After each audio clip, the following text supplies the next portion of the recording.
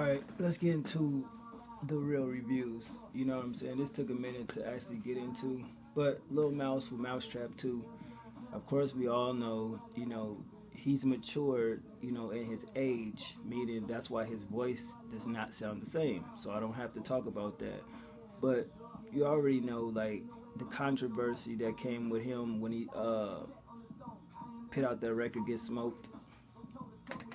And he was only like 12, 13, so we already know about that. But now he back, I think he like, what, 15, 16 years old. And he gave us 2 discs, you know what I'm saying? Mousetrap 2 was more of the, I say, experimental type music, where some of it had nice melodies, great production. And then Mousetrap 2, the drill edition, you know what I'm saying? You already know what drill is. You don't know what drill is.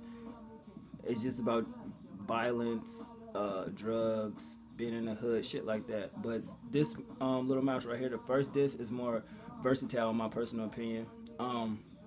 He got like Lil Durk, Young Scooter, Play, Paul Wall featured on this one, so I thought that was dope.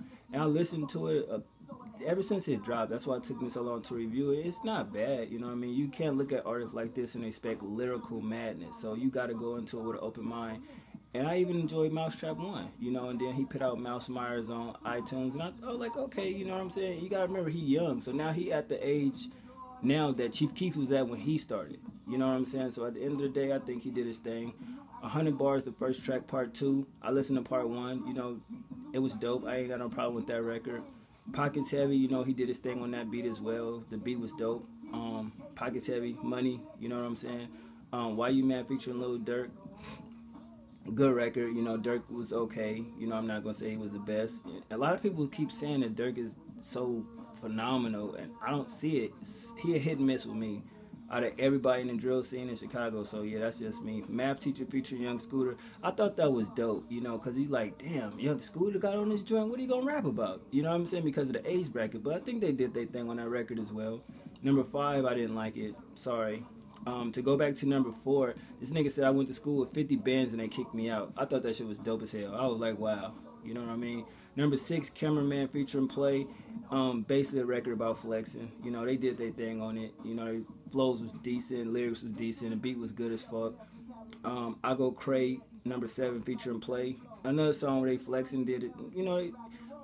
What more can you talk about that age bracket? You know what I'm saying? So it is what it is. I thought it was straight. Started a fight with Paul Wall. Didn't like that shit at all. I knew I wasn't gonna like it when I seen it.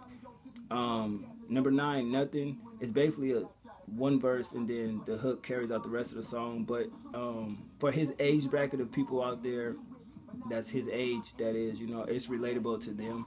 Or if you can go back to when you was 16 years old, maybe it's relatable to you. But I don't think most people go back to, when they was that age to relate to a record. But I thought it was straight. Soulful hook, it was pretty cool. Movie, number 10, another good song. I had nothing wrong, bad to say about it. I liked the beat though. I thought it was very mellow for him. And he actually had some good lyrics on that song. Say what you want, but it was pretty cool. Pull Up, it's a good song if you hear it a couple times. You know what I mean? I will say that. Number 12, Want Me to Fall.